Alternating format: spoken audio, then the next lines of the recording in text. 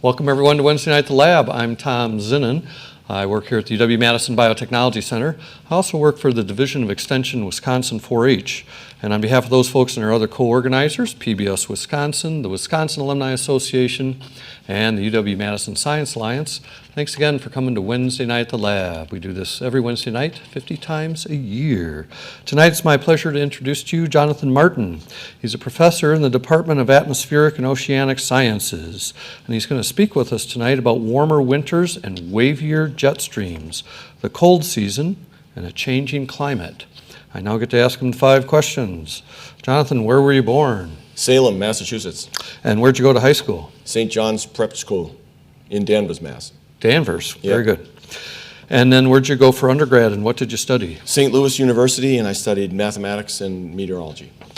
And then where'd you go for your advanced degrees? University of Washington. That's where I got my PhD. Very good. And then did you come directly here or did you I had a 2-year postdoc there, and I came here in '94.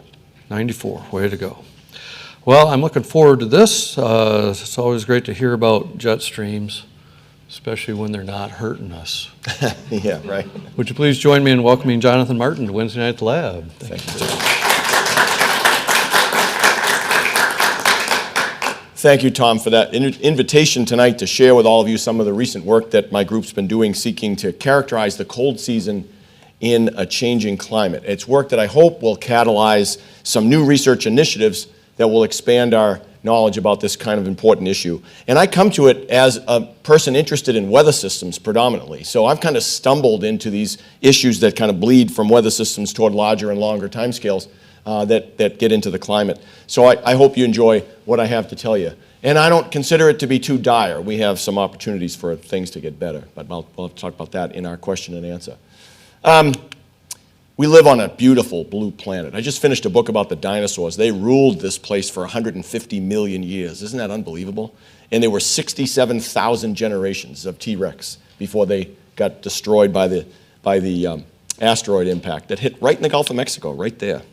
But it's a beautiful planet, covered mostly with water, and it's got clouds made of ice and liquid water that take shape in a whole menagerie of storms that populate our beautiful atmosphere.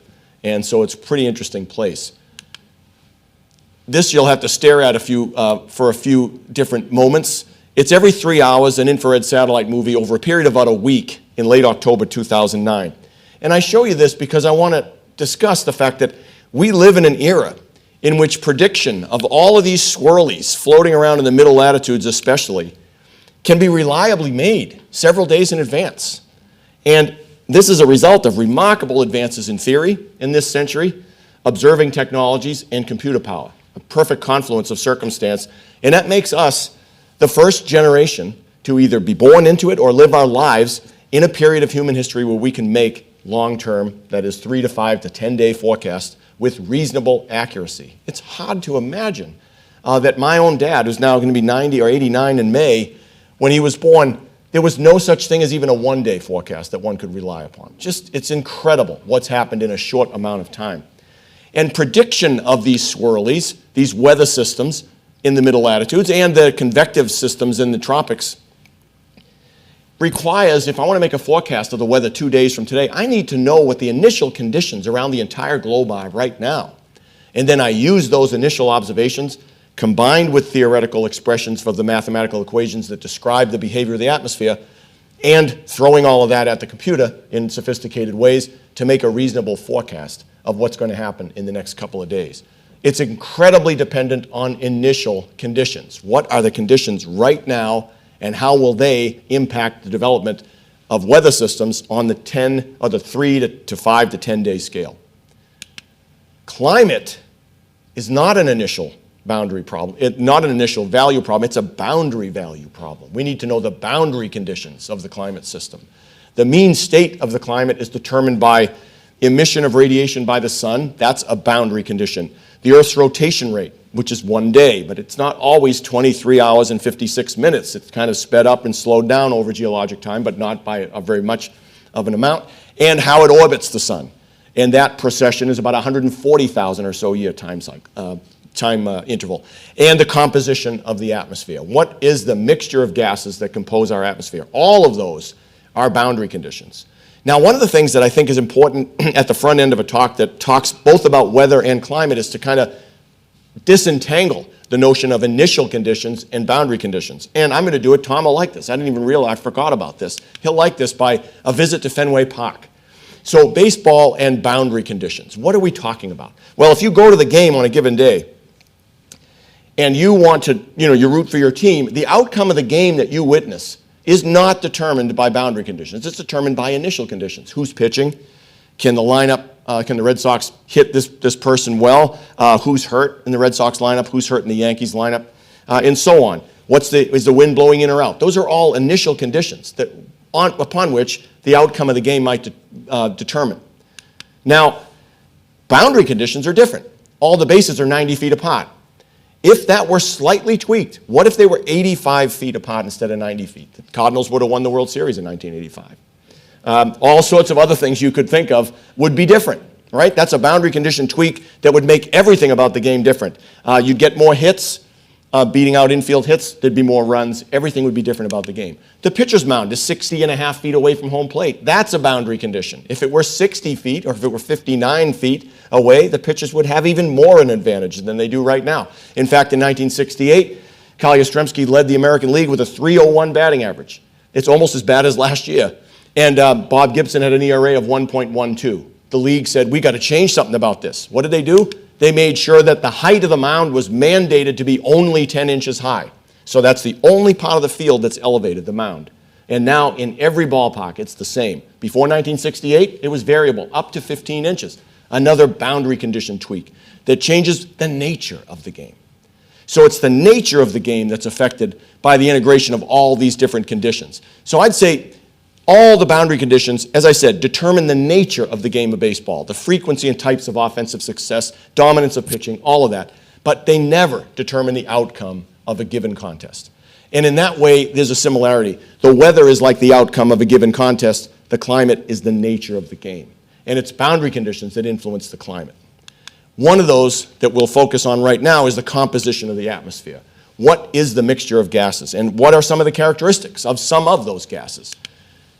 Well, a number of different chemical constituents in our atmosphere have the characteristic that they're transparent to solar radiation, the same way a window is, and yet they are translucent to infrared radiation, which is just a different kind of radiation on the full electromagnetic spectrum.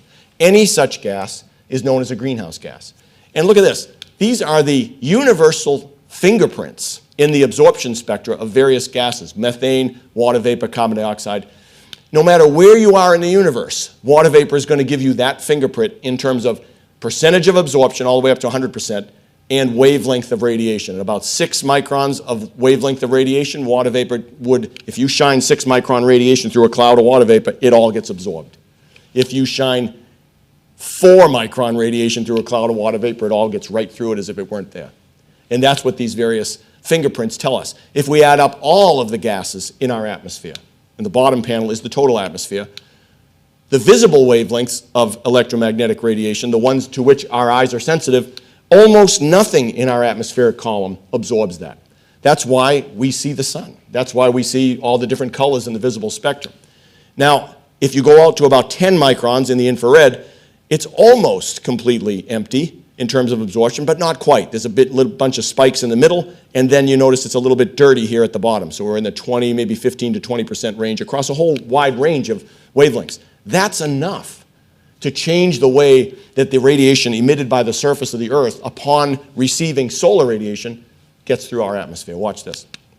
So here's the sun, cloudless day, let's assume, and there's sunshine coming right through our atmosphere. Our atmosphere is transparent to that solar radiation. So it gets all the way down to the ground. There'll be some reflection off of clouds. There'll be some reflection off of the sea surface, cloud, tree canopies, and so on. So some of that gets bounced back to space, but a large fraction is absorbed at the surface of the Earth. That warms the surface of the Earth up.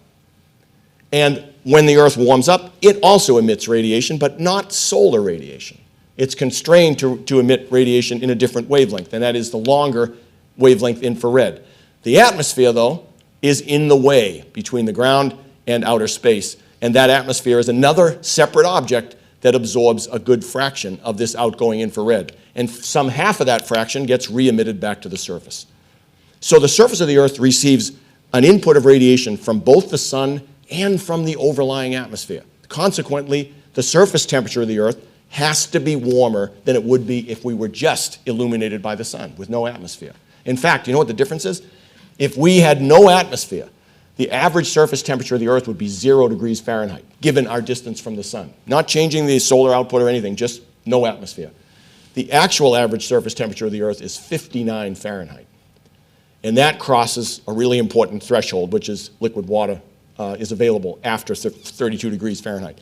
So we wouldn't even be talking to each other if there were not, in this thin atmosphere that covers our Earth, this characteristic that it absorbs some fraction of outgoing infrared radiation and must, as a consequence, re-emit some of it back down to the surface and warms us up. So we have a natural greenhouse. We're not the only planet in the solar system that does. Venus has a greenhouse. I'd say it's unnatural. It's run away. It's extraordinary. The surface temperature of Venus is about 850 degrees Fahrenheit, and that's way beyond what it has a right to expect, being as far away as it is from the sun. They have almost all carbon dioxide in their atmosphere, totally different from us. So we have a natural greenhouse, and here's one of the consequences of that. If you go down to the South Pole, Vostok was one of the Russian stations down there, and you drill a really deep ice core on the continent, that is effectively a history lesson waiting to be exposed, because all of that ice has accumulated over all this long amount of time, 400,000 or so years in this particular instance. And if you've ever gone skating on the lakes, like in Lake Mendota, Lake Monona, in the wintertime, you notice as you're skating little air bubbles. And it stands to reason that the air within those bubbles trapped in the ice has exactly the same chemical composition as the air you're breathing while you skate around the pond, and it's true. So these ice cores give us the opportunity to look at the chemical composition of the Earth's atmosphere all the way back to as long as those ice cores exist, and it's about 500,000 years in this instance. And so I don't know how to do it, I'm not a chemist, but you bring these things into the lab, you carefully take the air out of the bubbles, and you do an analysis of what's in it. And you can reconstruct with some degree of accuracy the carbon dioxide concentration in number of molecules per million molecules. So it ranges from around 300, 280 at the first point there, at its high points, down to about 180 parts per million. So that seems to be about the natural range that the Earth has enjoyed over the last 500,000 years. And there's other epochs that can be maybe analyzed with other proxies, but for this, we're using the ice core. And you can see there's gigantic swings over long periods of time. So the x-axis is years before the present. So every one of these intervals between long dashes is 50,000 years. So you get a 50,000 year period where you're having a rapid decline in the carbon dioxide fraction, and then another roughly 50,000, maybe 30,000 year period where there's another increase, and then 50 to 70,000 year decline, and so on. So when people say is there a background variability in the carbon dioxide fraction? Sure, there is, absolutely right.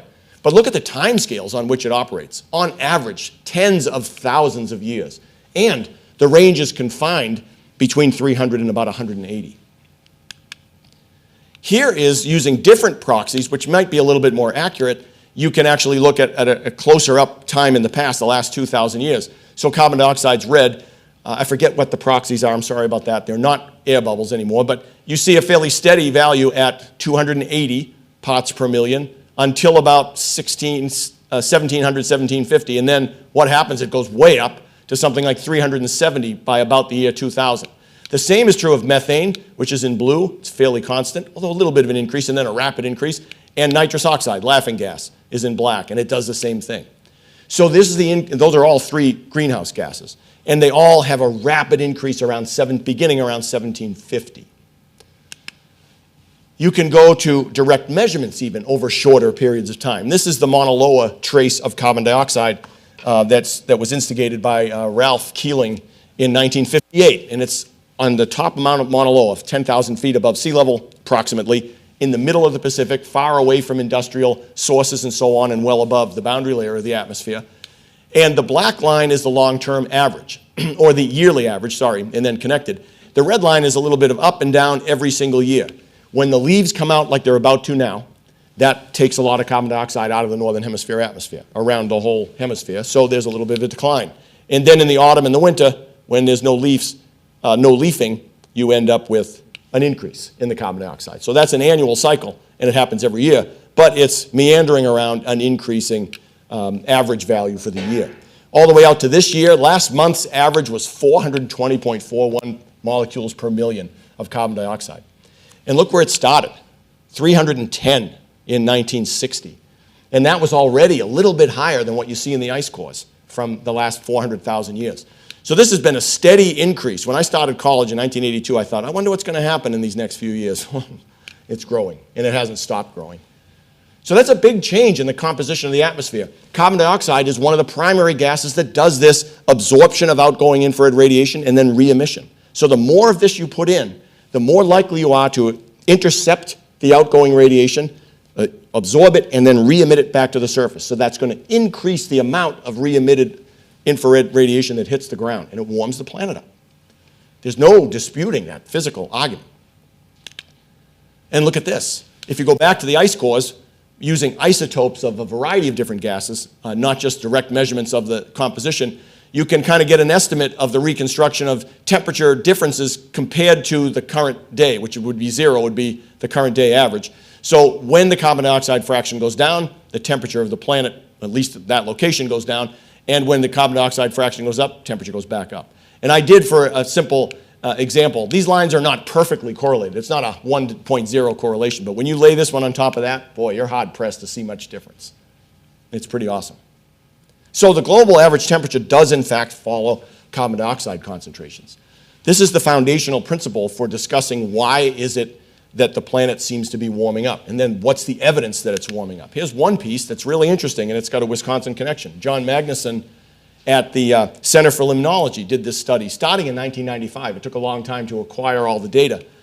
They looked at lakes across the entire northern hemisphere, and they had a collection of hundreds of lakes at first, and they each had to have this characteristic. They had to have an ice duration season that a record of at least 150 years. Otherwise, they were cast out of the possibility of being in the study. Then, once they had the 150 or so, they had to make sure that they were evenly distributed, as much as is possible, across an unevenly distributed landmass in the northern hemisphere. They ended up using 38 of those 150-ish lakes and examined them over the period from 1846 to 1995.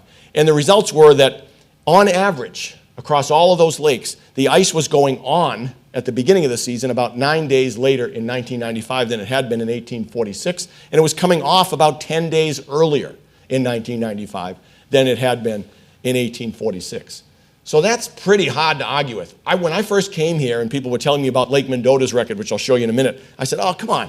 You could have an exceptionally cold early December and put the ice on early, and you don't put a lot of stock into one observation. But if you have 38 observations distributed around the hemisphere, it's really difficult to say anyone was cherry picking. And you get this as an average result. Here's Lake Mendota, and it goes back all the way to 1851 or 54, I think, in terms of its ice duration season. And Lake Mendota is the most studied lake in the world, not for climate only, but we studied biology, all kinds of other things. That's amazing, isn't it? When you think about Lake Victoria, the source of the Nile, is not as well studied as Lake Mendota. That's unbelievable, okay? But it's true. 18 days, which is about what you would get from the long-term hemispheric average, that represents, as you can see, the average is about 105 days. That represents nearly 20% of an average season. And that decline has occurred since about 1846, nearly the beginning of this time series. So the black is the year-to-year variability. It's substantial. But the red is a 5-year running mean, and it's got steps going down. There's just no doubt about it. The length of the ice season on Lake Mendota is way shorter today than it was 100 years ago. So that's pretty interesting. So there's all sorts of different pieces of evidence that one can use to bolster the notion that the planet's warming up as a consequence of increased concentrations of carbon dioxide. One of the things that I stumbled into was related to this picture right here. We had the winter of 2011 and 12 going on here, and my wife's in the audience, and she'll contest that I get very frustrated when there's a chance for a cold, snowy winter or cold, snowy week, and it does not materialize. And I've gotten a little bit, wouldn't you agree, Tony? I've gotten a little bit less frustrated by that as the years have gone by, simply because I'm submitting to reality. But in this particular year, for some reason, I was really frustrated. It was snowing. It snowed in Tripoli, Libya. It snowed in Morocco. It was freezing cold in Alaska. And we had almost nothing going on here in terms of the winter weather, and I was really frustrated. So I said, you know what? I've got to beat this parochial sense of the winter. How can I make an assessment of how intense the winter is by something else that'll distract my attention when I'm frustrated and reinforce it when I'm excited? So I thought, One of the things that I always look at when we have an impending snowstorm is where is the minus 5 degrees Celsius isotherm, line of constant temperature, at 850 millibars, which is about 1 mile above sea level. That turns out to be a really decent guide as a dividing line between where it may rain and where it may snow. So if you're on the cold side of that, you've got a really good chance of seeing snow out of the storm. If you're on the warm side, you're riding the fence. So I thought, why don't I just take the minus 5 degree isotherm at 850 millibars, 1 mile above the ground, over the entire northern hemisphere. And that's what the dark blue line is here, including all these little spots. And then I shade in the spots where it's colder than minus 5, or it's equal to or colder than minus 5. You can easily calculate this area. I get data like this 4 times a day. I discovered at the point when I was beginning to think about this that I could get access to what's called a reanalysis data set that uses all the historical observations. They were fewer and fewer as you go back in time, and reconstructs a reasonable proxy for the temperature structure throughout the atmosphere. I could go all the way back to 1948. So I thought, why don't I start looking at the average aerial extent of the 850 millibar cold air at minus 5. This is what I got. Look at this. Every one of these dots represents a 90-day, December 1 to February 28th average of that area for the northern hemisphere. And I get 4 observations per day, quote observations per day, reanalysis observations per day. So that's every dot represents an average of 360 values. In this case, for the December, January, February of 1948, 49. And there is December, January, February 22, 23. And look at what happens to the minus 5 aerial extent. It gets systematically smaller. Not uniformly smaller because there's ups and downs, but it gets systematically smaller along that black line, which is the slope. That line is the trend line, and it's significant at 99.9%, which means there's a 1 in 1,000 chance that this is by accident. There's something going on physically here. And it's true at all these other threshold temperatures, minus 10, 15, minus 20, minus 25, all of them. And the Arctic sea ice in the wintertime decreases right in between the minus 25 and minus 20. So they're all changing at the same rate, and that's really pretty interesting. Okay? And there's 3 different data sets that say the same thing. There's overlap between the blue and the red and the green. They all are saying exactly the same thing. So this was really interesting to me. And this is where I first stumbled into these kinds of problems. The northern hemisphere cold pool is systematically shrinking during the wintertime. Okay? Wow. And if you want to, you can start to look at a whole bunch of other things. This is the daily time series from the last winter, from December 1 to February 28th of 23. So the red line is the actual value that you measure every day during last winter, or the winter that ended 2 days ago. Then the solid blue line is the 75-year calendar day average, just connected across all those days. And then the gray shading represents plus and minus 1 standard deviation away from that average. Then the thin blue lines finally represent the minimum value ever recorded for January 2nd and the maximum value ever recorded for January 2nd over the 75-year time series. So there's a lot of information on that panel all at once. But look what happened last winter around the hemisphere. And it doesn't necessarily, as you'll see in a minute, doesn't necessarily mean here in Madison, but around the hemisphere, we had a really cold mid-December. First time in years, as it turns out, that we got over 1 standard deviation above the average for the days there around 10th, 12th, 13th of December.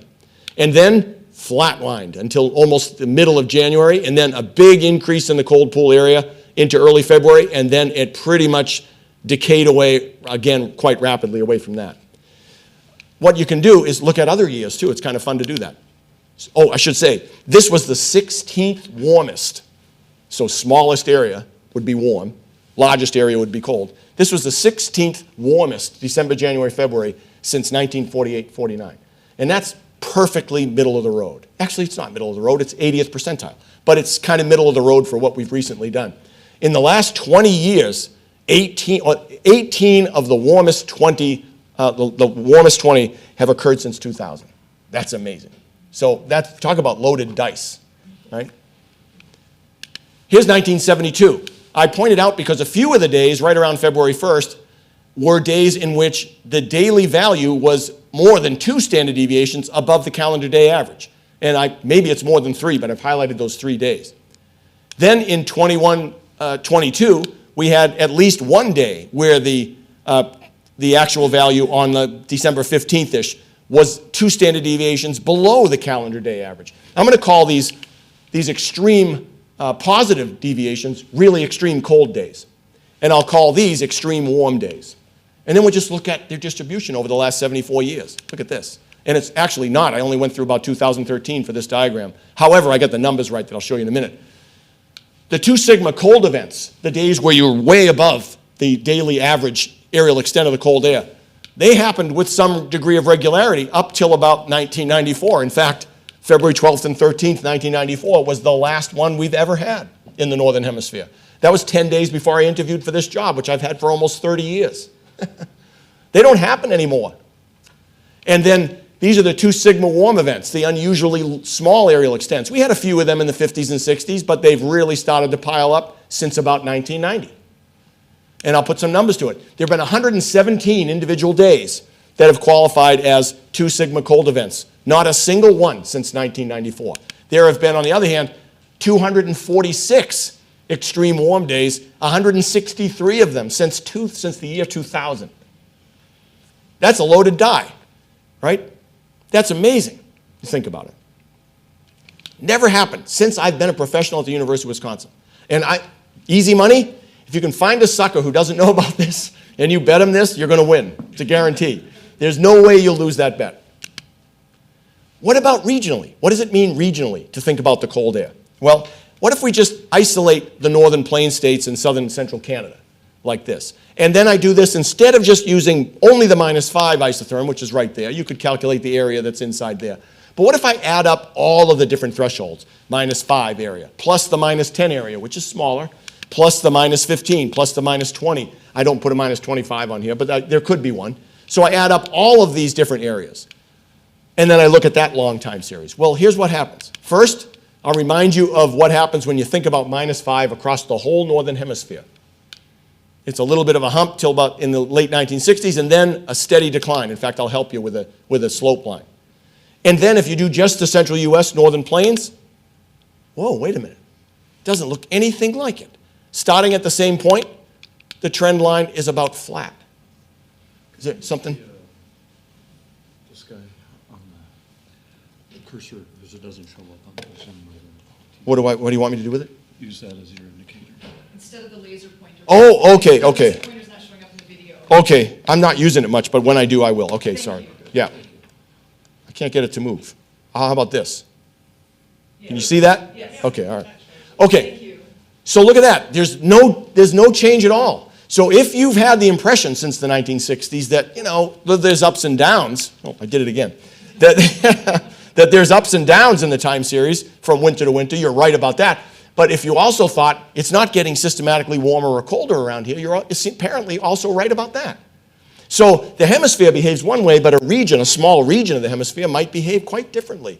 And that's a little bit like the distinction between weather and climate.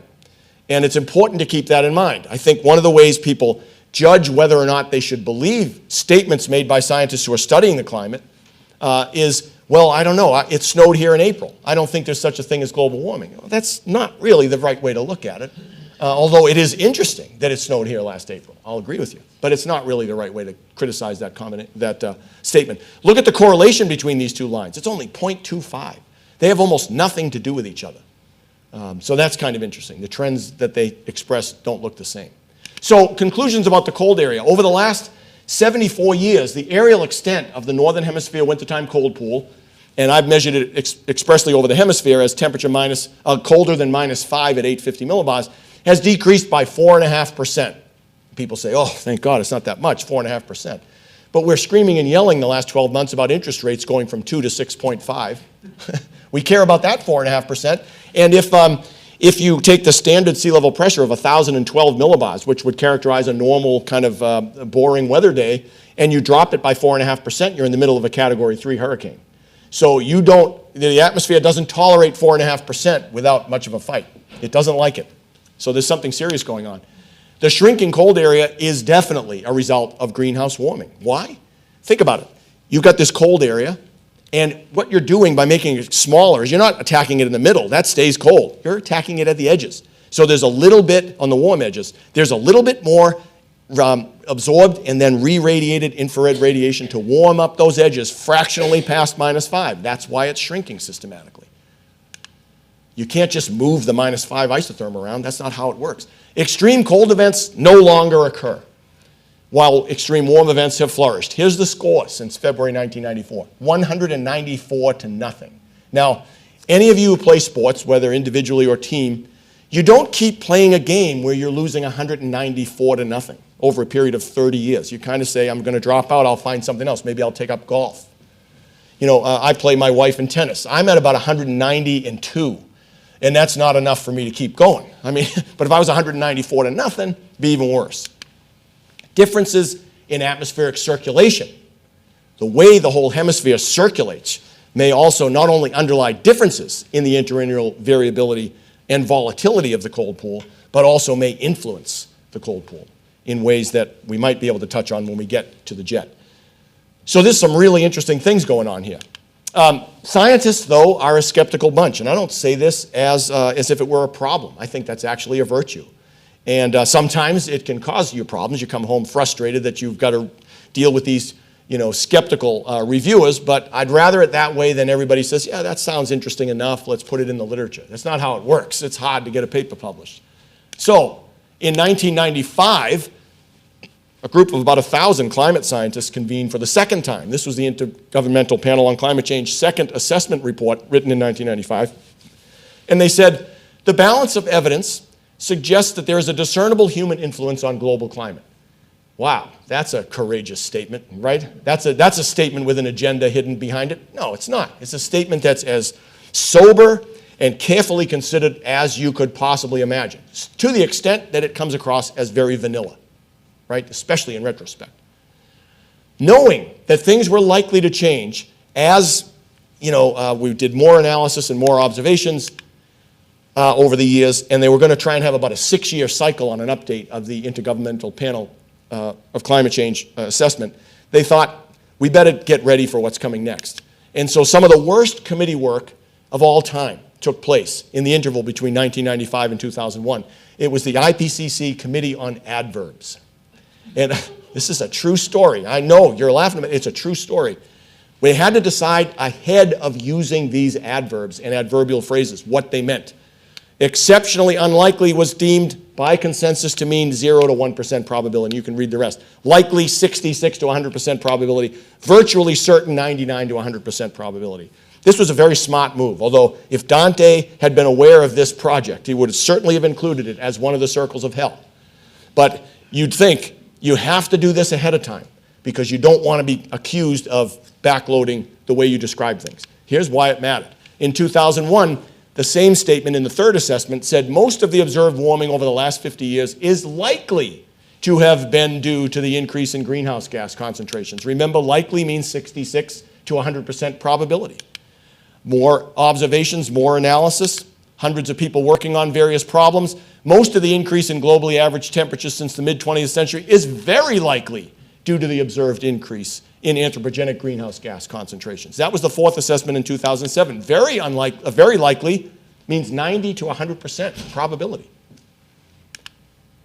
Keep on going till 2013. It is extremely likely that human influence has been the dominant cause of the observed warming since the mid-20th century, and that's in the 95+% probability range.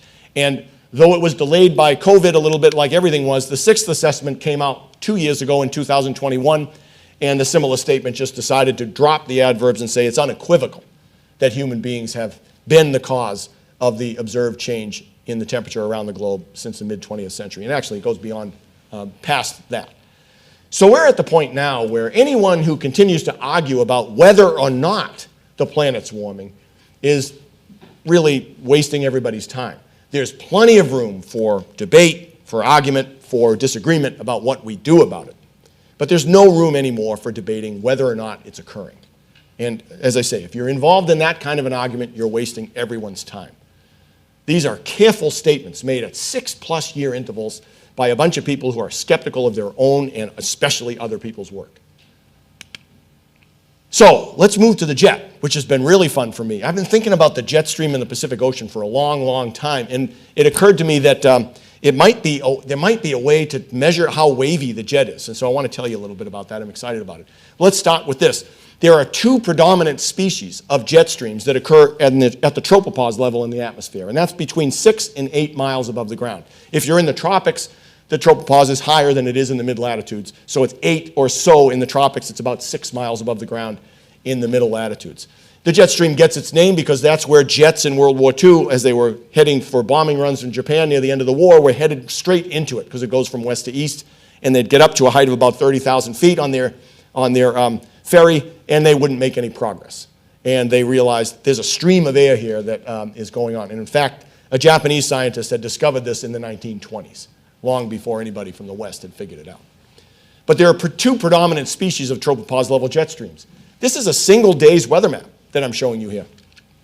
And you can see on it two distinct regions of maximum wind speed. The colors here represent wind speed contours at a level that's about 6 miles or so above the ground.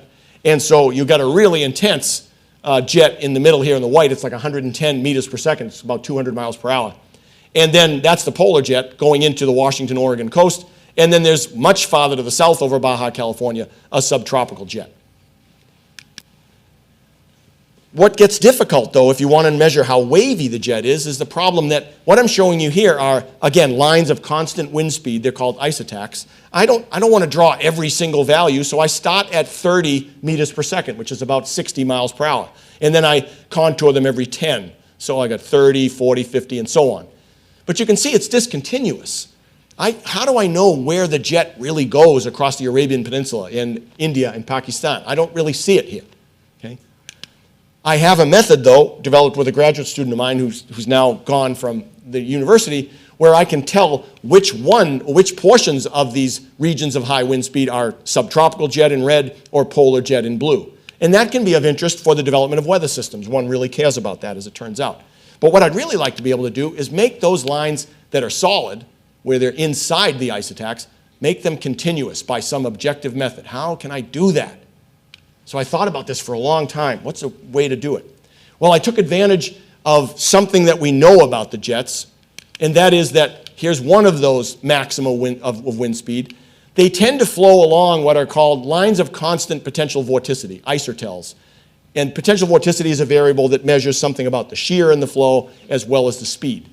And so there's a whole bunch of them that bunch up in the middle of these strong regions of wind speed at the jet at the tropopause level.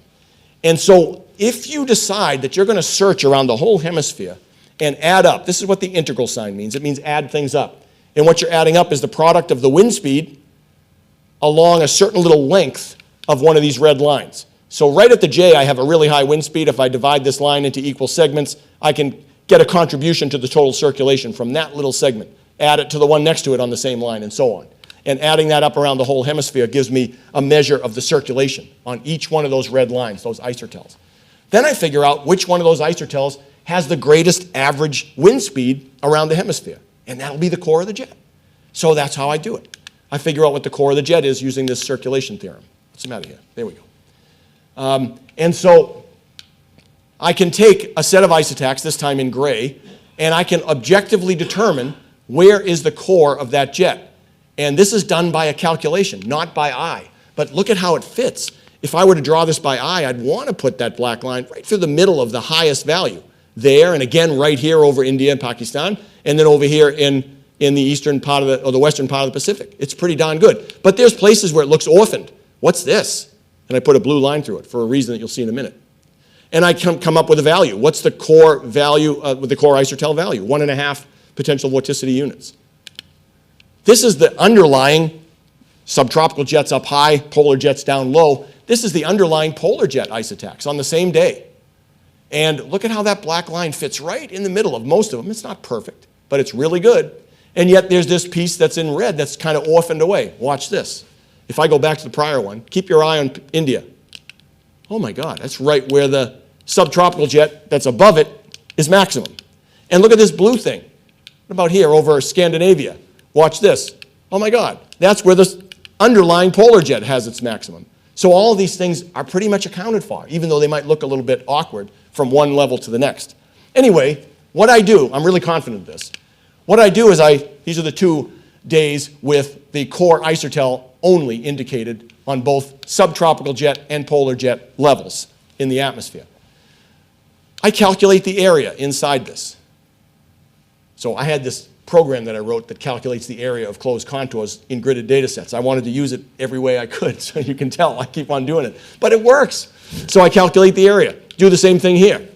Then I figure out what's a perfect latitude circle up north of which the exact same area is enclosed. I call that the equivalent latitude for each of these. So they both have different ones. So remember, the area inside this black curve has a certain value, and I'd tell you that that area is exactly the same as the area that's enclosed poleward of this perfectly circular line around the hemisphere. And then I do the same thing over here. It's a smaller area, you can tell by eye. It's just not as big an area inside the black curve here. And naturally, the equivalent latitude circle is going to be smaller. So here's what I do next. I say, at some longitudes around the hemisphere, the core isotel, the core of the jet, is poleward of my equivalent latitude line. And all those places are indicated with these red segments, same for the polar jet. They all have a certain length, every one of them. And there are certain longitudes where the core isotel is equatorward of the equivalent latitude. And those little segments also have a length. I just color them in blue so you can see the distinction. I add up the absolute value of all of those segments, then I divide by how many longitudes I counted on, and I get an average latitudinal displacement of the jet from its equivalent latitude. And that's what I call it, ALD. Look at this. You could tell at first that black line is not as undular as this one. And the number that I get by the method I just described is a lot smaller for the subtropical jet on this day than it is for the polar jet. And that's a reasonable way to measure how wavy it is. It's relative measure, but it works. And so that's what I'm doing when I measure the waviness of the jet. And I'm excited about this. I know more than you are. But I'm excited about it because I got into this debate quite by accident. I have a colleague who I went to graduate school with who was kind of in the middle of this debate, is the jet getting wavier? And they had a whole bunch of different methods that they were trying to use to measure that. And my specialty being weather systems, and the jet stream's really a big part of understanding weather systems, I kind of looked at what they were doing and said to myself, no, this is not really comprehensive. You're not thinking about this in the most comprehensive way. So I kind of entered as a critic and came up with my own method, and now it's the accepted way to do it, which I feel pretty excited about because it's so simple-minded but easy once you get a couple of the calculations done. So here's what happens in the seasonal average in the northern hemisphere. The polar jet will always be in blue, the subtropical jet's in red. The average latitudinal displacement's on this axis, so you can tell right away, not unlike the picture that you just saw, the subtropical jet is systematically less wavy than the polar jet by this measure. That's not untrue. And yet there's a lot of year-to-year variability. And this is just the National Center for Environmental Prediction data set that goes back to 1948. The critics, when I submitted this paper, said, oh, you can't just use one data set. You've got to use all of the reanalyses. And that's a good idea. It just cost me more work, but it's a good idea. So the Japanese have a really even better, more sophisticated reanalysis. It's called the Japanese reanalysis back to 1955. Actually, it's to 1958. It was a 55-year time series, actually, at the time they published it. Look at that. It's lighter blue, but it's exactly the same for the polar jet and the subtropical jet. You can hardly tell there's a difference between the two, even though they're vastly different data sets. And then this is the tendency from about 1958 from the JRA in both of them. Both of these jets are getting wavier as in the wintertime. And that's a systematic trend. I think they're significant at the 97 or 98% level. And then the European Center for Medium Range Weather Forecasts in England has its own reanalysis data set. I bet you can't even tell I put it on there. It's another light blue line and another light red line. They're hardly distinguishable.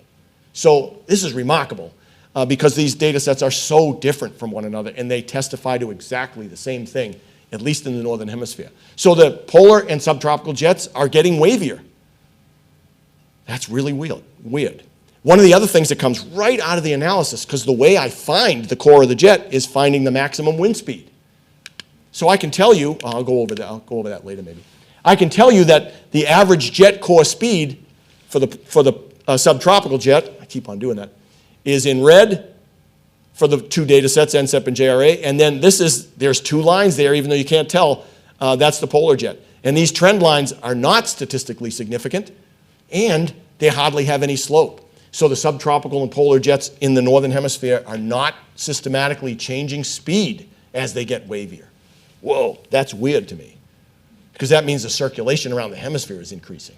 And I don't really understand that. Right now, I don't understand it. I've been thinking about this for years. How is that possible? But it's in the data. So I'm just a scorekeeper here. And the other thing that falls right out is I find the equivalent latitude for every one of those daily scenes. And so I can get an average equivalent latitude, which is what's the west to east average latitude of the jet every single day in the wintertime. Look at this. The polar jet for both of those data sets is marching poleward at a statistically significant rate. So the polar jet is encroaching on the pole in the wintertime. That's really something. It means the storm track's moving northward. Might be why we get less snow in central Illinois. Not so much here yet, but if the trend continues, we'll be the next ones to get less and less snow and more rain. The jet's moving poleward. The subtropical jet isn't moving anywhere, apparently. And that's interesting too for other reasons. So I recently completed an analysis that does the same thing in the southern hemisphere. Okay? And so remember, the southern hemisphere is much more remote. And it's not as much land, and so we don't have as many real observations, especially in the older days. Since about 1979, we have satellite observations, which we can use. But in the prior days, prior to 1979, a lot fewer observations in the southern hemisphere. So the reanalysis products that are made from the fewer observations are often riddled with problems. I'm sure I'll hear about this from reviewers. And I'm ignorant of all of this stuff. I don't know. I just use it because it's out there and people say use it. And then some of the reviewers will have their own pet analyses that they think are better than others, and then I'll ask them privately, how come it's better? Well, I just like it better. Well, that doesn't count. Come on, you can't say that to me. So here's the polar jet average latitudinal displacement. Wow. They're not perfectly aligned the way they are in the northern hemisphere, but they all seem to be saying the same thing. The polar jet's getting wavier in the southern hemisphere winter as well. And then the subtropical jet, the same thing. A lot less variability year to year in the subtropical jet. And amongst the data sets, they all look about the same. Wow. And the predominant jet feature in the southern hemisphere, as it turns out, is the subtropical jet. That's different from our hemisphere, where they're about even in the wintertime. And there's, just for comparison, the gray represents the subtropical jet in the northern hemisphere, and this is the gray represents the polar jet in the northern hemisphere. And you can maybe see the trend lines in the northern hemisphere right there. I did it again. And here for the subtropical jet. Those trend lines are about the same in both hemispheres. So both hemispheres are experiencing an increase in waviness at about the same rate, which I didn't know until this week. So that's interesting. This is the average speed of the jets for both. The red is the subtropical and the blue is the polar jet. And here, especially in the beginning of the National Center for Environmental Prediction data set, you can see there was some trouble there in the 40s and 50s because there was just not enough observation. So one doesn't really trust this very much, and it is a wide outlier. But about 1960 on, they all pretty much say the same thing. There's a steady increase in the speed of the subtropical jet in the southern hemisphere. That's different from the northern hemisphere winter. And the polar jet down below doesn't have any trend at all in its speed. So it's getting wavier, but it's also not getting faster, like its cousin in the northern hemisphere. And there's comparison to the northern hemisphere there. And you notice that the speed of the polar jet in the southern hemisphere is substantially slower than the northern hemisphere polar jet, like 8 meters per second slower. That's 15 or so miles per hour on average. And it's about the same, though, for the subtropical jets in both hemispheres. And then finally, are they marching poleward? It turns out both of them are in the southern hemisphere. The polar jet on the top is certainly going to higher and higher latitudes. They're negative because you're in the southern hemisphere. And then the subtropical jet's doing the same thing. And there's in gray is the northern hemisphere, which is about the same for the subtropical jet, but boy, look at that. The northern hemisphere polar jet gets a lot further equatorward in the wintertime. It averages around 39 degrees, whereas in the southern hemisphere, it averages around 43 degrees. That's a big difference. I'm not sure I understand that, but it's in the data, as I say, so I like to make a point of that. I want to go back to one thing, because I've got a couple of minutes to do it, and it was one that I glanced over a minute ago. This thing right here. So this is now a scatter plot. The red dots represent both the 850 millibar cold pool extent for an annual average and the annual average of the waviness of the jet. And in red, it's the subtropical jet. There's really no connection between how wavy the subtropical jet is and how much aerial extent there is in the cold pool. Because the subtropical jet is so much farther south than the farthest southern extent of that cold air in the wintertime. That's why I think there's no relationship. But if you go to the polar jet, oh, it's very different. It turns out, and this was confusing to me at first, the polar jet, the wavier it is, the smaller the areal extent of the cold air. And if you have a non-wavy polar jet in a year, you have a lot more expansive cold air. I thought, what's going on with that? But, of course, if the jet's wavier around the whole hemisphere, then you not only have more southward excursions, perhaps, of cold air, but you have a lot more northward excursions of warm air because the amplitude of those waves is increased. And so that in the end, it evens out and actually works toward warming the hemisphere up a little bit. So that's interesting, but we have to continue to think more about that. Okay, so let me get to the conclusions on the wave stuff. So the average latitudinal displacement, this ALD that I came up with, is of the core isotel, the core of the jet, and is a deviation from the equivalent latitude of the jet, is a really robust and it's feature-based metric of the waviness of the jet. That is, it's based upon the actual observations in the data of the jet stream itself. So you're not doing some other, more complicated derivation of something. That's it. It's the jet stream itself. And you can figure out how wavy the jet is by carefully analyzing that. Both jets in the northern hemisphere are becoming wavier, but they are not changing their average wind speeds. That's surprising, and it needs more explanation. I don't have that right now as I'm talking to you. Both jets are creeping toward the pole, but only the polar jet in the northern hemisphere has it's not only faster, it's 3 times faster, but it's only one of the two that's statistically significant in its march toward the pole. The subtropical jet is not really doing that in a systematic way. And the waviness of each jet, I didn't show you this, but the waviness of each jet develops completely in isolation from the other. If you take the 75 years in the NCEP reanalysis, or let's just do the JRA, it's a better reanalysis, is 58 or 62 years in that. I think there's only 5 or 6 of those years where the correlation between the two time series of the waviness of the polar and subtropical jet exceeds 0.3. So they don't know anything about what each other are doing. And yet, there are occasions when the subtropical and the polar jets get really closely aligned in the horizontal and they produce much stronger wind speeds and much more substantial high-impact weather. So it's not that they don't interact, it's just that they don't go searching for each other. They don't have any idea what the other one's doing. It's a clear example of the left hand not knowing what the right hand does. In the southern hemisphere, there's one difference, and that is that the subtropical jet has gotten faster. And it's migrating toward the pole at a statistically significant rate. That's not true of the subtropical jet in the northern hemisphere, in either case. So there's a lot going on here that is interesting. How does the warming of the planet, which is demonstrated by the cold pool, how in the world does that connect to these things? I don't know that right now. In fact, that's part of the debate that I've tried conspicuously to avoid. My colleagues are arguing about not only how to measure the waviness, but also what's the interconnection. And I think they maybe made a mistake by not solving the one problem first and then inviting the second one. And that's what I'm hoping I can convince at least my close working collaborators to engage with me on in the future, is trying to understand if there is a connection. And I think there is, but I don't know what it is yet. So that's what I have for you tonight, and I thank you for your patience and your attention, and I'm happy to take any questions that you might have.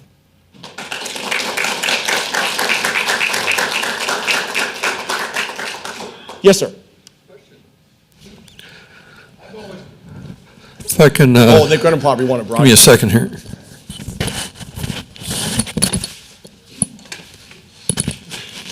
I've always wondered, if, it seems to me 2 things are happening, like when you burn fossil fuels. One is you're emitting carbon dioxide, which is trapping solar radiation. No, it's trapping infrared radiation. Okay, It doesn't do anything to solar radiation. Okay, trapping infrared. But when you burn fossil fuels, you ultimately, according to the laws of thermodynamics, eventually all of that energy is being released as waste heat into the. So how can you tell how much of the temperature rise is due to being trapped and how much is being due to waste heat accumulating over time because you emitted that heat during? Well, there's no waste heat from an internal combustion engine in the sense that you're using a large part of that burning of the fossil fuel to drive the gears and all the rest of it. So it's not like you're just lighting these things on fire and letting that heat the atmosphere. So a lot of that's contained. But But it's the chemical composition that you can make an argument about. I don't know about the waste heat, it's not my expertise, but the chemical composition is altered by oxidizing that carbon fuel. Well, And- according to thermodynamics, eventually it has to be released. After you've used this much of it, and then you've used this much of it, eventually it has to be. That's just the laws of thermodynamics. Well, I guess I don't know the timescales that we're operating there. I don't on that. either. So I can't answer that part of your question, sorry.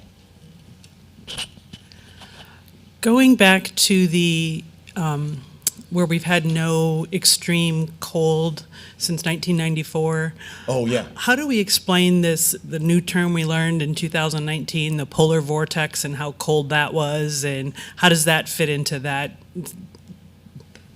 example, Yeah, if you yeah, will? yeah. So that's a very good question. I could answer it this way. It's kind of like the distinction I tried to draw between the regional aerial measurement of the cold air and the hemispheric one. So the thing that I can testify to, and I did in the other conclusion slide, was about the hemispheric cold pool. That's definitely getting smaller. And I'm making assessments of whether or not we have a 2 sigma cold event around the whole hemisphere. It's quite possible that regionally you can still get an exceptional cold air mass that settles in over you. In fact, there's good reasons to believe that won't stop happening.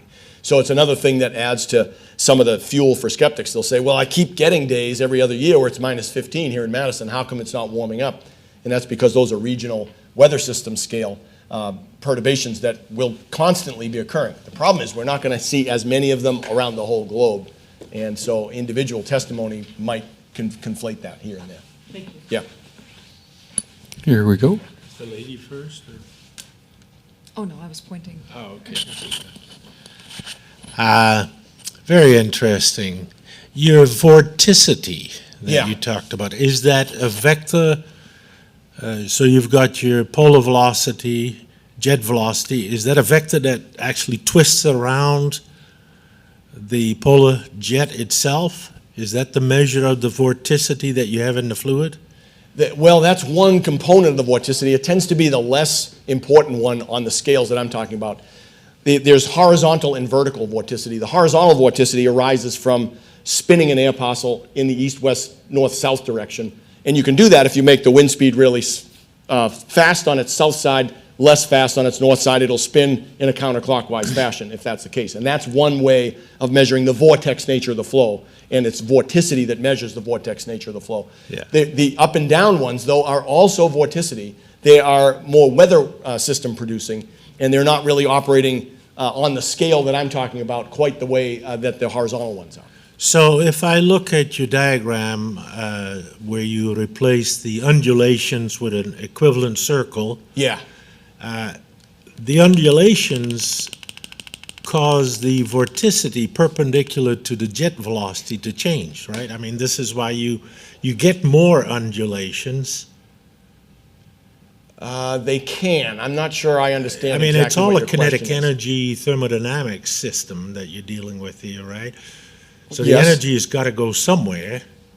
There's plenty of options, though, for the So, energy. so I'm wondering, you're saying the jet velocity is not really changing, Correct. but is the total energy package changing? That's a good question. It's quite possible. We have a longer contour. If the waviness increases Yeah, and you keep the same speed, you have more circulation. yeah, That's a conundrum, which I don't understand yet. okay. The other thing, the center of the equivalent circle, how did you determine that? Oh, it's the North Pole. So I'm going down Oh, southward from the North okay. Pole.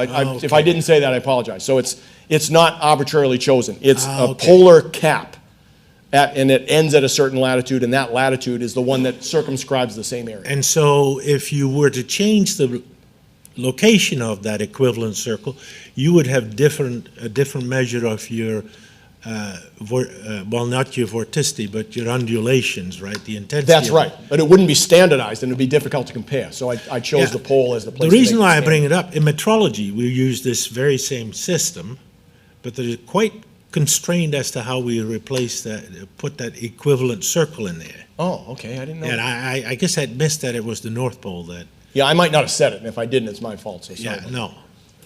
But it's very interesting, Thank you. very. Thank you very much.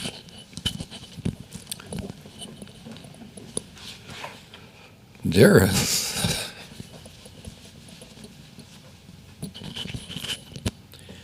If the subtropical jets in both the northern and southern hemispheres are moving poleward, Well, What they're it- not in the northern hemisphere, in the southern hemisphere. in the southern hemisphere only, okay.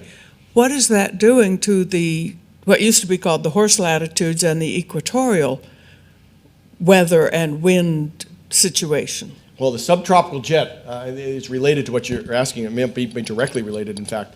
The subtropical jet tends to exist at the poleward edge of the so-called Hadley cell, which is the circulation cell that has rising air at the equator and then subsidence in the subtropical horse latitudes. The trade winds are in between those two. And so if you see evidence that the subtropical jet is moving poleward in either hemisphere, and it appears to be doing so in the southern hemisphere, that does suggest that there's an expansion of the Hadley circulation in the southern hemisphere towards slightly higher latitudes. And what that means, I leave to my tropical meteorology colleagues. There might be something that's really interesting about subtropical and tropical cyclones in the southern hemisphere that's now been affected by that. It's a place where we might be able to find some common ground and investigate some new questions. But it's exactly a very good point that you're making, that you push the subtropical jet to the poleward, you increase the size of the subtropics. And that does a lot of different things, perhaps. So, interesting question. Thanks for the wonderful talk. Yeah, thank you very much. Based on all the data you showed about global warming, which is unequivocal, as you said, there's increasing discussion, at least in some circles, about geoengineering and trying to do something in the atmosphere. And I was wondering if you had comments on the risk and reward of that type of Should thinking. be careful about what I say. What is it about our species that thinks we can build an unsinkable ocean liner, and then it sinks on the very first voyage and costs 1,500 lives? I think there's an analogy there that we haven't yet broached, and we probably shouldn't. I'm on the National Academy of Board of Climate and Weather, and it's a really interesting place to sit because they commission studies for things like this, and I wasn't involved in the one about geoengineering. But one of the fundamental questions I have is, okay, if you think you can put aerosols artificially through a fleet of aircraft into the atmosphere that might do a little bit of reflection of incoming solar radiation and thereby reduce what gets absorbed, and you can cool the planet a little bit that way, how in the world do you know, once you release it, or how do you even propose to control it? And so I think it's just going to be a circus of unintended consequences if we ever really get going on that. So that's my strongly held opinion. I will say, I have not studied the problem in depth, but I would bring with that, with an intention to study, I would bring with it my biases, and I would first say, convince me my biases are wrong, please. And I think that'd be a difficult thing to do. Along those lines, how would you look at pulling CO2 in a massive way out of the atmosphere? That's different, because then, what we're doing when we're burning fossil fuels is we're taking carbon that's been sequestered for millions of years, and we're putting it back in play. And the atmosphere doesn't have a mechanism to rain it out rapidly like it does water vapor. Water vapor is the most potent greenhouse gas.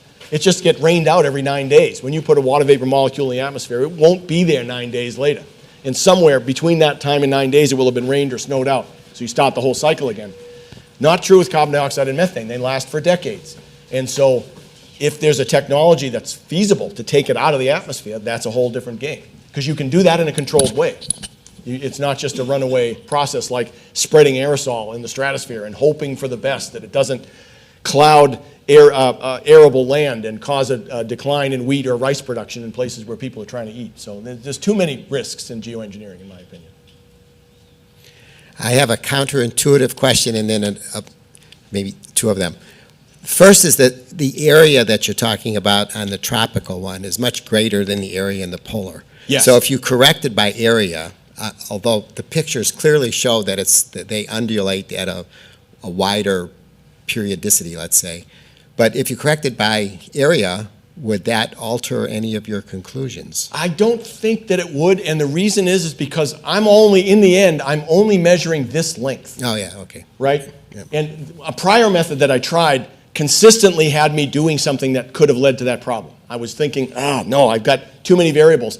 In the end, I just established these two lines. This one objectively through the data, this one is a calculation from the data, and then I measure this distance. And so I don't think I'm running too much of a risk, because that's the radius of the Earth times the latitudinal displacement. It doesn't matter where you are on the Earth, that's the same formula. So I think I'm okay. But it's a good point. It's something to check. The second one is this movement of the polar streams in north versus south.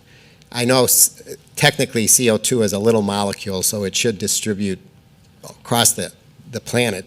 On the other hand, the northern hemisphere produces more pollution than the southern hemisphere, and perhaps that molecule is not sequestered, but at least a different concentration across the globe because of these jet streams. Yeah, it's true generally that the southern hemisphere, with fewer sources of carbon dioxide from industrialization, has a slightly lower carbon dioxide fraction.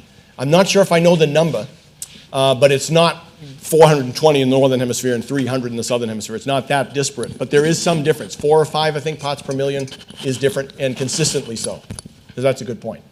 And the jet streams don't really contain gases of one kind or another because the atmosphere is well mixed all the way up to 80 kilometers, nearly 50 miles. You take a bag of air at this desk and you take a bag of air at 50 miles above the ground, you get the same fraction of nitrogen, oxygen, carbon dioxide, argon in this bag as you do up there. Now, there's less molecules in that bag, but the fraction's the same. So it's homogeneous all the way up to 50 kilometers, which is way higher than these jet streams. That's interesting in and of itself. We got one back here. Yes. So I want to paraphrase Ira Flato's common question of if you had a blank check, could you paraphrase what the research, call the research that you'd like to do, and what's the persuasive message for that research project? That's a good question. I would like to know, it has nothing to do with my talk actually, but I'll tell you anyway. I would like to know what's the connection between upward vertical motion that you can diagnose. I've spent half my career doing it, and a direct connection between the upward vertical motion distribution and the development of cyclones and anticyclones at mid-latitudes. That sounds, perhaps if you've had even... Yeah. I want to know a direct connection between the upward vertical motion in the column of atmosphere in the mid-latitudes and the development of sea level pressure minima, and vice versa, sinking motion in the development of anticyclones. And it sounds like a simple problem. And I wouldn't even be afraid at my age to say this at a major conference in my discipline. People would say, of course we understand that. And then I'd ask them, show me where it is in the literature. And it's not there. And I've been struggling to think about that. I have obligations to other contracts at the NSF that I need to spend time on the questions that I've proposed to them. If I had a blank check, I'd spend all my time thinking about that problem. I'm sorry that it has nothing to do with this, but it's true. Oh, and why is it important as Tom's coming down? Because that tells us why and how and where these cyclones, devastating high impact weather events will occur, and anticyclones, which can in other ways be high impact weather as well. So there'd be a really important societal impact to that study. I'm wondering about the other fluid that we're not looking at, which is the oceans. What about it, are you wondering? Well, the last time the Gulf Stream slowed down, Europe went into an ice age. I think it'd be a big thing. Yeah, that'd be a problem, wouldn't it? Yeah, so there's I don't have expertise in the ocean. One of the things I ask my oceanography experts in my department, and we have now 5 of them, so our department's got a really great growing expertise. We have people who do polar oceanography, people who study ice in the high Arctic, people who study the circulation of the global ocean, just cover about all the bases. One of the things I'd like to know is, here's the Labrador Sea, and that's a place where the whole Atlantic conveyor belt circulation, what's it called, overturning circulation, is forced by water sinking here in the wintertime. And that water sinks because not only do you have a lot of evaporation off the ocean surface, because there's a storm track that goes right there across the eastern part of the western part of the Atlantic, and those winds whip up a lot of evaporation, makes the water saltier, which makes it heavier, and it sinks to the bottom of the ocean. That drives a thermohaline circulation. The other part that's interesting is it's just off the east coast of a huge continent, which is one of the anchor points for cold air in the wintertime. And I've been asking some of my colleagues, can we partition the impact of cold air outbreaks over the Labrador Sea and what they do to making the water column colder and sinking, driving the thermohaline circulation, versus just the evaporation? And so we're trying to think of ways that we can do that. So part of what I talked about tonight, the cold air area, it gets squished a little bit poleward when it's over the ocean. But on the edges of the continents, and the edge near the Labrador Sea is a really important edge, if you have more cold air outbreaks in the future over that region, or fewer, you're going to change the nature of the thermohaline circulation. If there are fewer, which might seem more likely, then you're going to have at least one component that drives that circulation, which in turn pumps the Gulf Stream poleward, slow down. And that's a major impact. And so there is a connection here that I'd like to explore more. Maybe if I took half of my bounty, I would study that. But I'd have too much to learn, so I'm kind of too old to learn new things. Can you tell me more about this conversation that you're having with people who are in your department, but they work on the wet water and not the vapor water? When you're having blue sky conversations like that, where are they happening? How many different places? Is it over beer? Is it at formal meetings? Yeah, that's a good question. It's at seminars, first of all, or in the hallway. You know, we've got 6 new assistant professors in my department. 3 of them study the ocean. So I like to make my way around and see these people, see what they're doing, see how they're doing, because it's new being on campus for them. And so we invariably get talking about it. And I'll give them a little bit of grief. I'll say, yeah, I wish I worked with a fluid where there was no phase change. That'd be really easy. You guys got it easy. And then they'll say something like, yeah, it'd be awful if you just deposited salt in your atmosphere and it made things denser. And so I learned things by joking with them. But then we also sometimes hit on problems like this. And I've constantly been asking my colleagues in the ocean, tell me about the Labrador Sea and cold air outbreaks over the Labrador Sea. And they don't want to talk about it because maybe they've not thought enough about the atmosphere. They don't want to admit that to me. I don't care. I'm old enough that everyone knows I'm ignorant of most other things, and so I don't care if I expose that. They're a little bit more nervous about that. This is inquiry by cajolement. Huh? I mean, it's inquiry by cajoling. Yeah, it's kind of fun. This is kind a of new. fun. So anyway, that's where some of this stuff sprouts. It's quite organic. It's not planned. It's not a function of let's have a meeting that we talk about these things. They just happen, and it's nice. I mean, that's one of the great things about a community of scholars is exactly that. So, Any other questions? Any online? If not, thank you very much. Thank you all very much.